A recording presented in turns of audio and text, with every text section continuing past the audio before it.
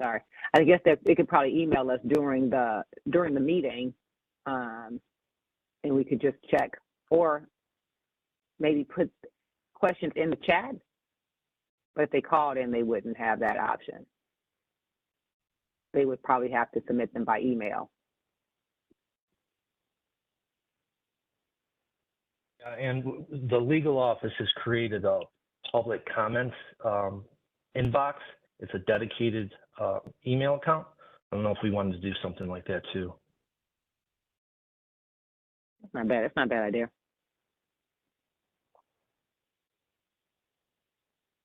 Hey, Any Rob, suggestions? Yes, sir. can I just maybe gently suggest that a new executive director put this on the to-do list to really refine, get the research done, and have Okay. that person will be an attorney with some knowledge of this. They can also consult with our general counsel. Just so you know, it's not. That sounds good. That's a good thing for the future executive director to do. That sounds great. Was there anything else that anybody else noticed on the bylaws? All right, that sounds fabulous. Then we'll hold off on the vote until the next meeting. And we can put something out there once our ED gets in place. The only other thing, sir, that I had on the agenda that we need to determine before the next meeting was our proposed dates for next year. Okay. Anybody have any feedback? I have. Yeah. That's fine to me, but anybody else have any concerns about those dates?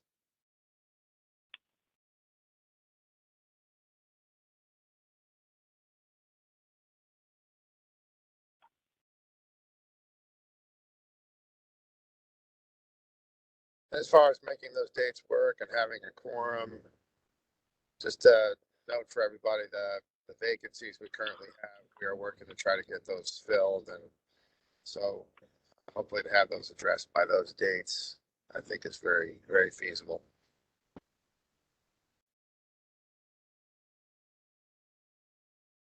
All right. Then those are the dates for the next calendar year. I'll get those added to the website. Looks like Claire has a hand up. Hi, Robin. Can I ask a quick question?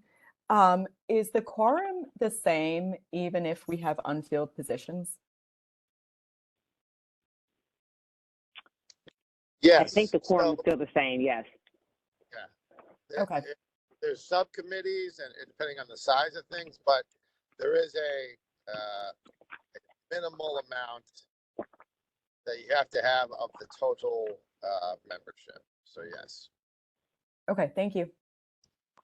Yeah, it's the weird math problem of the Open Meetings Act that's constantly a battle, but that's okay. But I think we'll be fine. I just have one more thing before we go into committee reports, sir. Talking about positions. So currently we have the executive director position that is open. We have the prosecuting attorney position open. We have the medical examiner / coroner position open, and we have the defense attorney. Now, at one point, we thought we had a defense attorney for about a month. We had a defense attorney for that position. She had been named by the governor's office, but shortly after she was named, she received an offer for a judgeship. So she had to turn down the defense position. So we're back to square one on our defense position. So we have 3 positions right now, well, 4 positions currently open with the commission, 3 commissioners and then the executive director. So that's all I have. All right.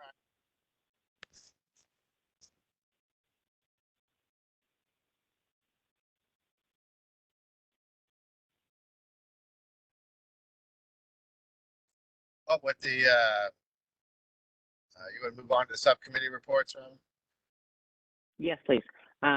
Quality, Good morning, this is Dragovich. We have not held any meetings due to having no assignments to take care of at this time. Okay.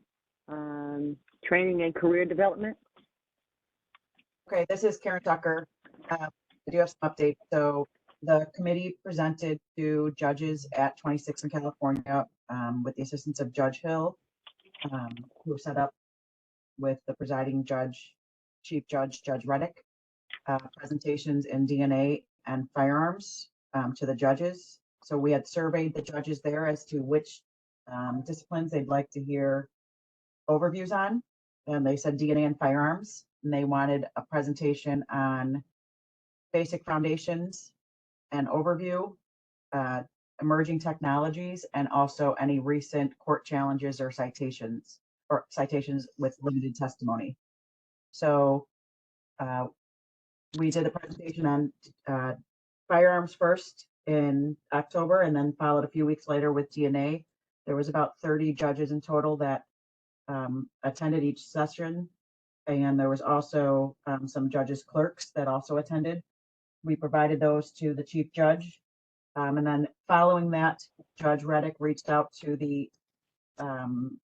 organizers of the 2024 conference for judges for all Illinois judges about possibly presenting in 2024 at their conference.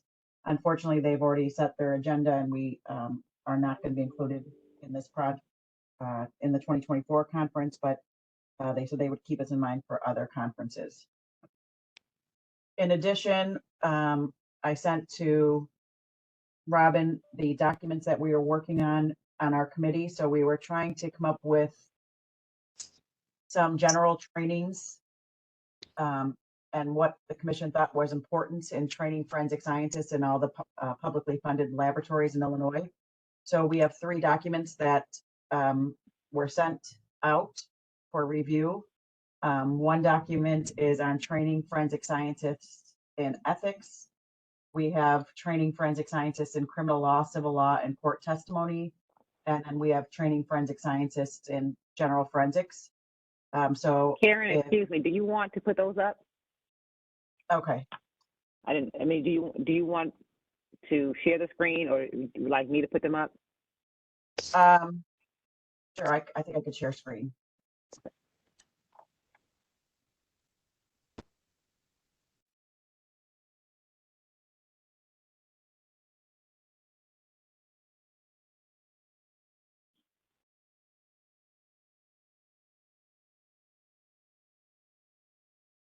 Okay, so this is the document for training forensic scientists in criminal law, civil law, and testimony. So this is basically following in line with our courtroom demeanor.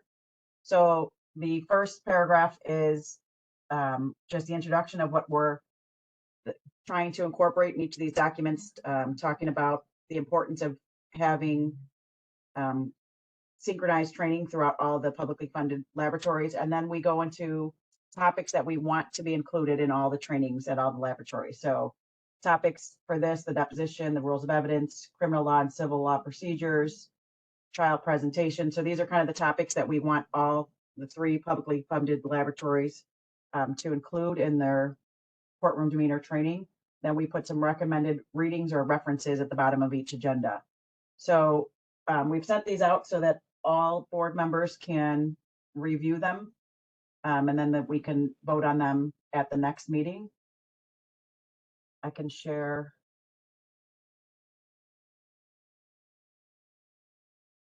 I believe the ethics one is up now for you.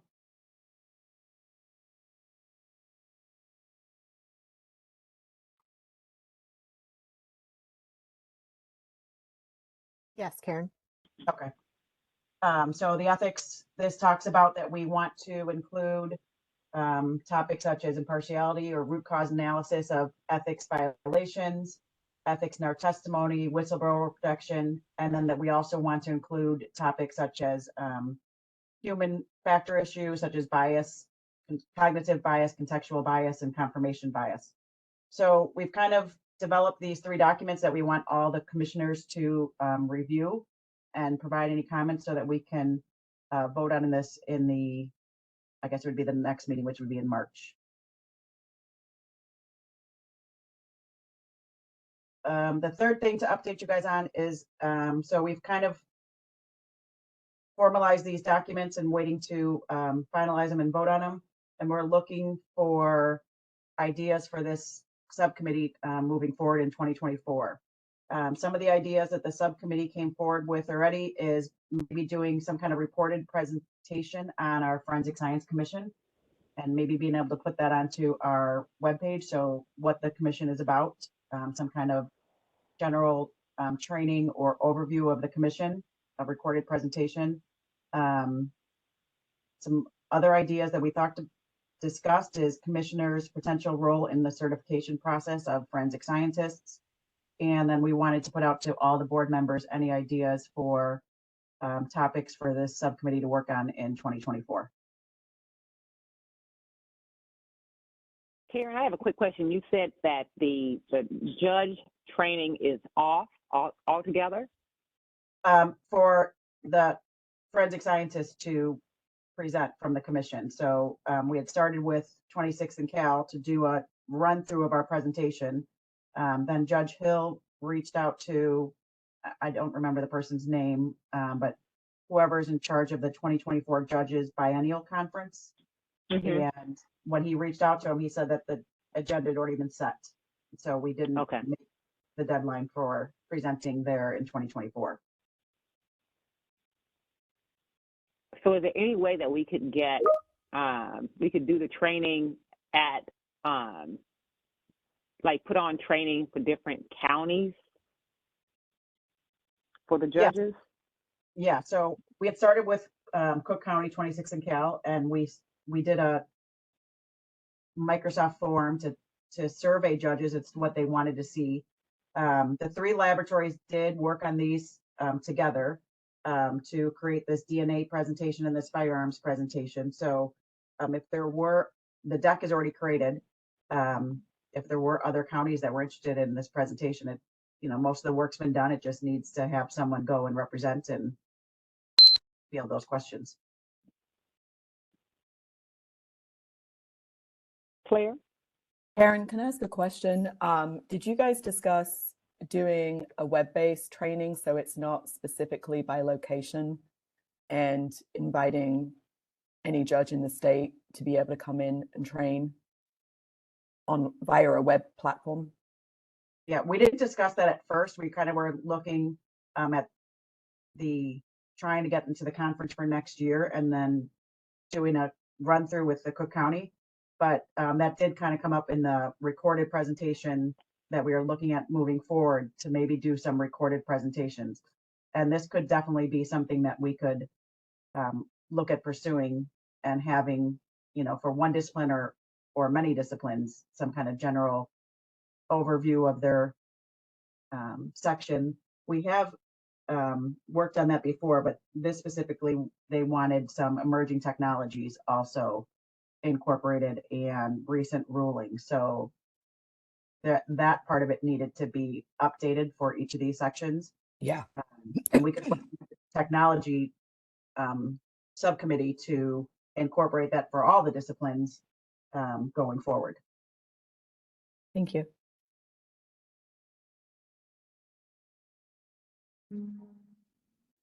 Yeah, I think it would be worthwhile to pivot.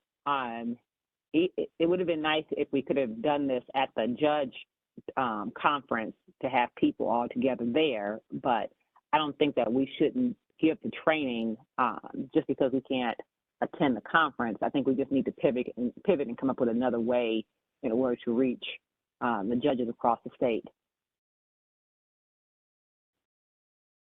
I agree. And I think Claire's suggestion of what we talked about in the committee and trying to do some web-based stuff would be beneficial.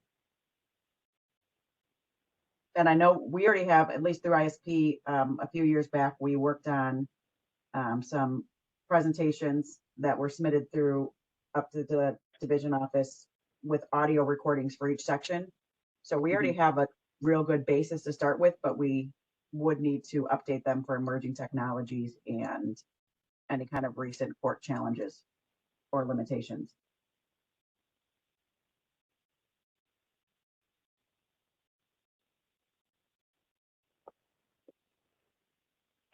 The state's attorneys have a conference twice a year, I guess.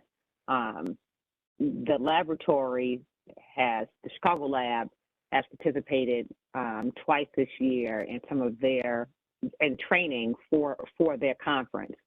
We should try to get on their agenda for next year to present commission topics. That's something also we could maybe put on our calendar. Okay. I'm definitely writing that down for our committee to look into it and try to get contact information on that.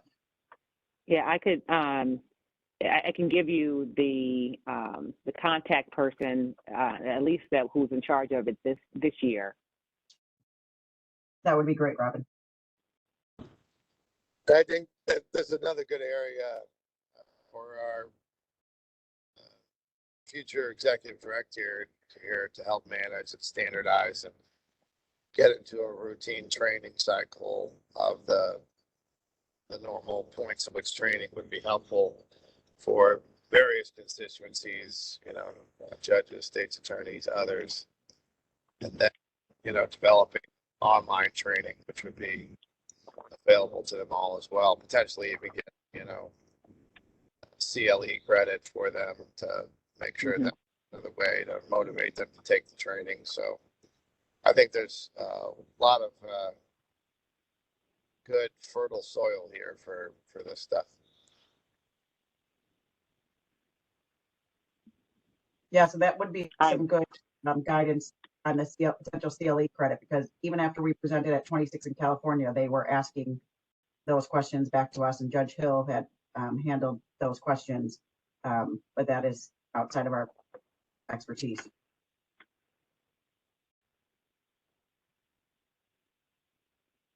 Did you have anything else, Karen? That was a good report. Thanks. Nope, that's it. Thank you. Public policy? Hi, this is Claire Dragovich on behalf of John Hanlon, who sends his regards. He couldn't be here today. We have met, and we're very much waiting for the new state's attorney's representative, the new public defender, and the new coroner. We hope that they will join our public policy group.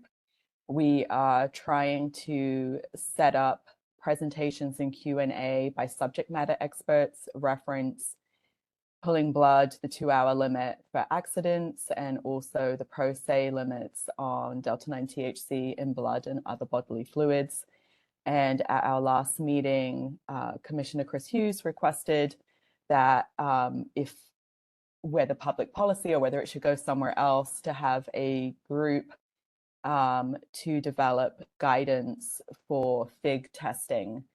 And so I don't know if that's something we should discuss at this level. Should it be an ad hoc group? Should it be a subcommittee under public policy or somewhere else? But that had come up at our most recent meeting.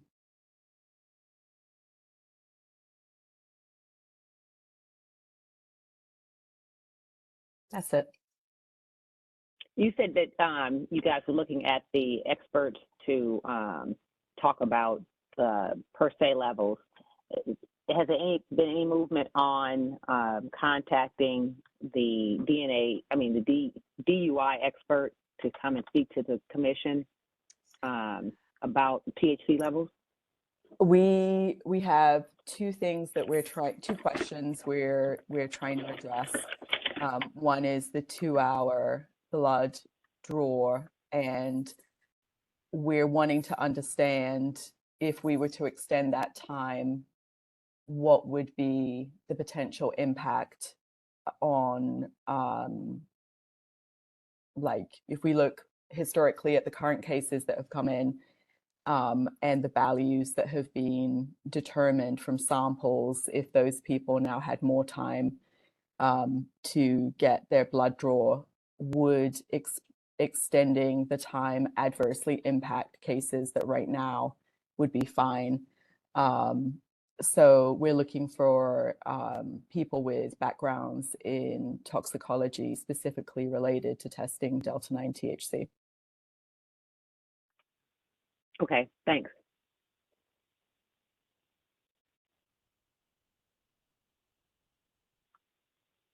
Did anybody have any suggestions for public policy for taking up the FIG issue?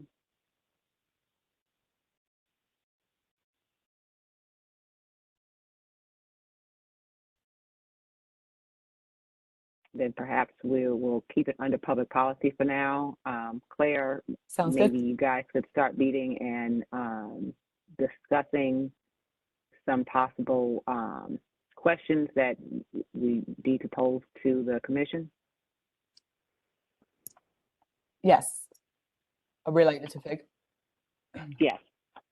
Robin, I think that's something also the executive director can help to kind of categorize and survey and solicit and work with the various constituent groups and our legislative affairs to see if there's some, good public policy agenda to help out that committee with.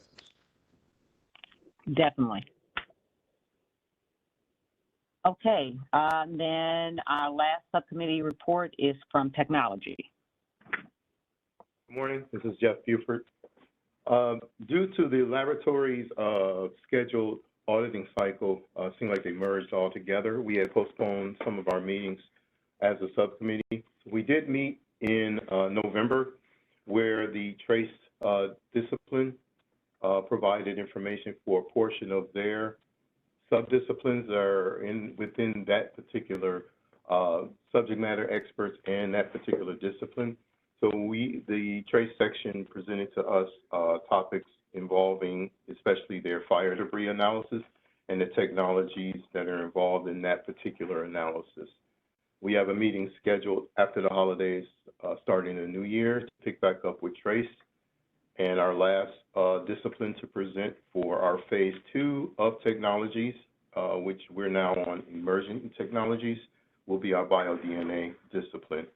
We should wrap this up, our phase 2, in the first quarter of 2024 and provide any recommendations that the subcommittee has for the various forensic disciplines that presented their emerging technologies. We should have a report to the commission once those presentations are completed. That's all we have for now. Okay. Director, anything else on the subcommittee report? I don't think so. I think we can go on. All right. Under Issue issue. for discussion.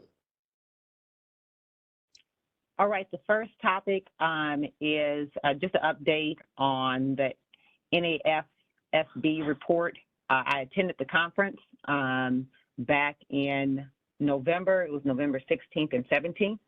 This was the first conference for the National Association of Forensic Science Boards.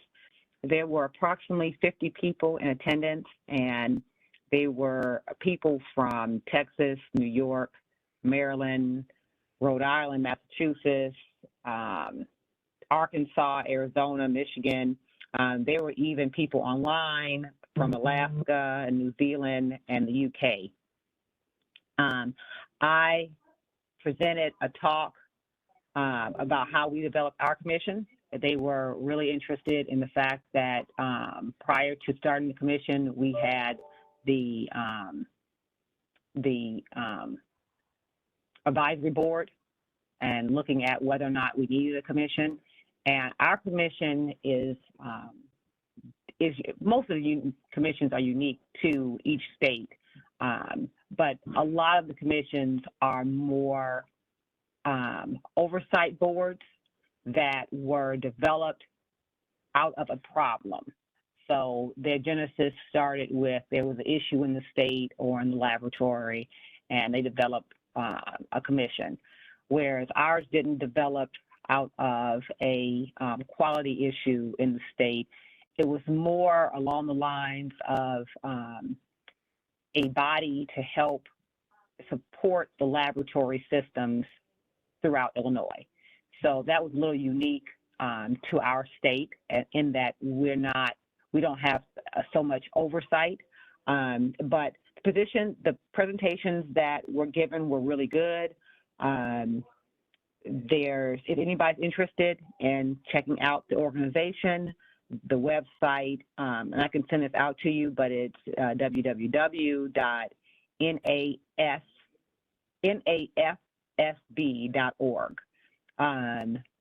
So they will be meeting annually. They're trying to decide right now when the meetings will be, but they'll be looking for members. So anybody on the commission is welcome to join because they are a new commission, just starting out.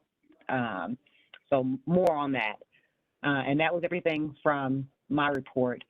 I asked Jeannie to give a report on rapid DNA technology because we have a few emerging technologies that I think that perhaps the technology committee should look into for use around the state. Rapid DNA would be one of them, and Dr. Hughes mentioned the other would be probably FIG. I think those are two of the biggest technologies out there in the forensic community, and perhaps we need to be a little bit more aware in the state. So Jeannie, do you want to give your brief presentation on DNA technology, rapid DNA technology? Yeah, sure. I just want to first start with just make sure we're all understanding of the rapid technology and the terminology, because a lot of times rapid DNA is used to describe two things in terms of how it's applied in forensic DNA. So rapid DNA is basically, swab in, swab out, getting a DNA profile. So really little interaction from who's ever doing that work. And then the other term is called modified rapid DNA, and it's important to make sure we know sometimes when we're talking about one or the other as to how the interaction of who's doing the work. So modified rapid is when there is more interaction, it's by a qualified DNA analyst or a qualified DNA expert. And that allows, it's not just swab in, swab out, it allows the DNA results to be reviewed and used in a different way, allowed us as a DNA expert to make the comparisons. And so that, when you're doing that type of analysis, it's important to know that there's a lot more involved in us having to do it, which would be proficiency testing and training. So first of all, the validation work is a little bit more extensive, and we would then train people, and then they would go through proficiency tests yearly. So the Illinois State Police has incorporated rapid DNA, which allows swab in, swab out, and for samples specifically for victims of homicide. So those profiles go straight to so there's the different levels of CODIS. So you have your local, which is our local laboratory, the state laboratory, which, and also, sorry, to go back to the local, but it also includes the DuPage lab and the NERCL lab. And then our state lab is at Springfield, and all the profiles go up to there. And then from there, they go to the national, so the FBI, and that they are the ones that oversee this technology, or the CODIS. So anyway, the swab in, swab out was ideally created to be able to be housed at booking stations. So before we move on to that, just want to tell you that, yes, we are doing rapid DNA on victims of homicide. They have to be, also the requirement has to be that they're buccal swabs or swab from cheek cells. And I do know that DuPage is using a modified rapid on standards, but they've incorporated it to potentially, if they have a situation where they do need a quick turnaround time because their resources at their lab, they don't, there's only a few people, and getting those people in on off hours and stuff is a little bit more cumbersome, where in our state system, we have quite a few more people. And I don't believe, and Phil, you can correct me if I'm wrong, whether I don't believe Miracle is rapid or modified rapid. Is that correct? No, we aren't using that at this time. Okay. So then I'll just move on to the booking station stuff, because that is definitely gaining some ground. There's some labs that are working with some of these booking stations and piloting. But one of the first requirements to be able to do this technology, it's very important to know too that there are specific instruments that are approved at what I called NDIS. There's specific software versions, and it is a buccal swab only, so it can't be just any sample. And as of right now, there are, none of these instruments are approved for crime scene or, going up to national. So anyway, and then, so the booking station, there's some key things that need to be addressed before the state of Illinois can do it. And one is that we need an arrestee law. That it's actually, if you look to our law, it's more of an indictment. It talks about an indictment has to be returned by a grand jury, or the judge finds it probable cause to believe the arrestee has committed one of certain offenses. And the offenses are first-degree murder, home invasion, predatory criminal sexual assault of a child, aggravated criminal sexual assault, and then criminal sexual assault. So, and then once they, those offenses, but they have 14 days to submit, the law allows blood, saliva, or tissue, but of course, if we're doing this, it's going to be buccal or saliva. So, but right now, our law, our state statute, needs to be updated to be an arrestee law. The other things that we're going to need is that at a booking station is that they have to have live scan. So live scan has to do with fingerprints. Also, there's some stuff with the network connectivity with the state ID Bureau. And then they also need to be able to integrate rapids with automated fingerprint processes in a way that ensures that when the qualifying arrestees are processed. So let's see. Is there? So let's see. There's actually quite a bit extensive information on the FBI's website. There are pages and manuals and stuff like that of what has to happen, and even with all the IT part. Also, there needs to be a memorandum understanding with the state and the booking stations.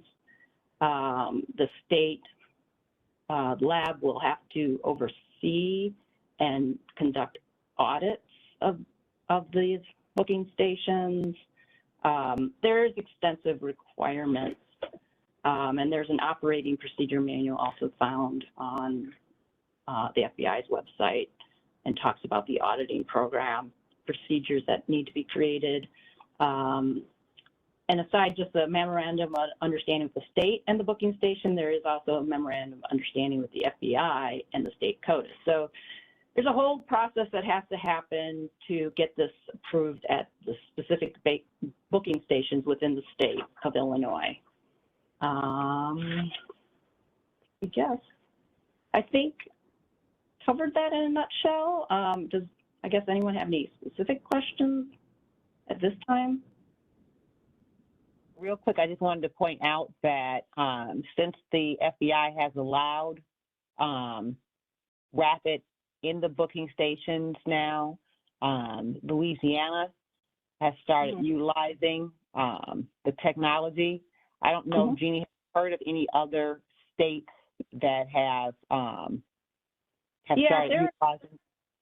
Yeah, Arizona's one of them, and the third lab slips my memory, and then the FBI, I guess, is close also. to where their booking stations. I'm not really sure, but that's what I'm just being told. So there's still a lot of work to be done, right? So, and then there's a lot of work that will happen once,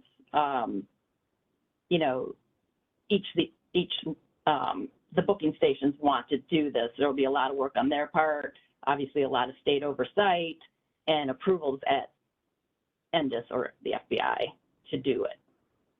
Yeah, I think one of the biggest holdup for Illinois, obviously, is the fact that we're not allowed to take standards at booking for arrestees, all arrestees.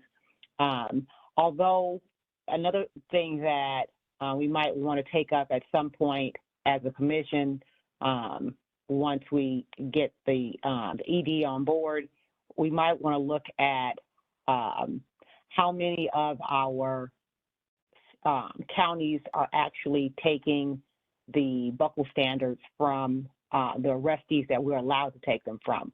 We looked at this at one point in DuPage County and looked at it across the rest of the state. And I think there's a number of counties that are not doing the buccal swabs at indictment. So we might want, if we're allowed to do that as a state and we're not utilizing that tool, I think we might need to address that, because we could always use, if we wanted to have the rapid instruments in booking stations that are allowed to, to put in those samples, we could always try to, get the counties to do that. Yeah, we just have to make sure that that booking station works with our state lab and that, Right. indexing, and then also they have to have NDIS approval. Right.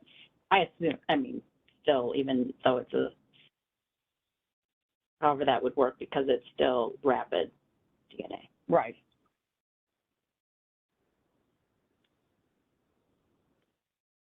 Anybody have any other questions? If not, those are all of our issues for discussion, Director. All right, very good. And I think there'll be further discussion about that. Again, I think it's something that for this commission to track and try to advance the dialogue on that for sure. So, but thanks for everyone's work on that. Is there any public comments?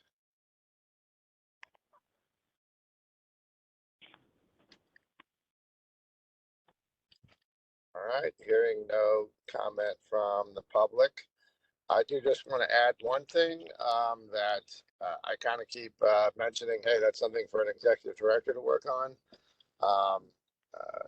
There's been a conditional offer extended to an executive director candidate, and it has been accepted.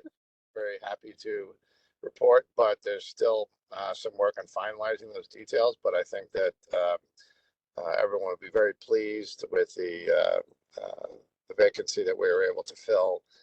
Went through some pretty intense vetting with the governor's staff and governor's office, but it was, it's an excellent person, and very excited about the work that they're going to be able to do, and to really, I think, institutionalize and really build out the capabilities of this commission and carry the work on. So again, based on the statute, that's ISPs, we have that obligation to try to provide that support.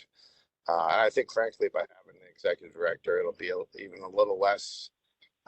We're going to try to make this a little less I-centric and just kind of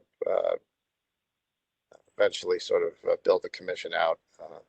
Not completely on its own. We'll always be here to support it and maintain it. But I think we're just excited to see where it goes. And I think our next commission meeting will be quite robust and have all kinds of fun stuff to do. So I don't have anything further, Rob, unless you have anything. No, sir. If people have, oh, I'm sorry, I did want to mention annual training. If you still haven't completed your 2023 statewide training as a commissioner, you are responsible for completing state training. They look at you as a state employee, and they get really cranky if we don't complete our training. So if you haven't completed the training, please make sure you complete the training. If you need assistance, you can contact the help desk. And if anybody needs that information, feel free to give me a call or shoot me an email if you're having any problem accessing that training. That's all I have. Sir, I guess you can go ahead and adjourn unless anybody else had any other questions. Well, everyone have a wonderful holiday. Hopefully quiet and safe and uneventful. So a motion to adjourn. This is Carrie. I can make that motion to adjourn.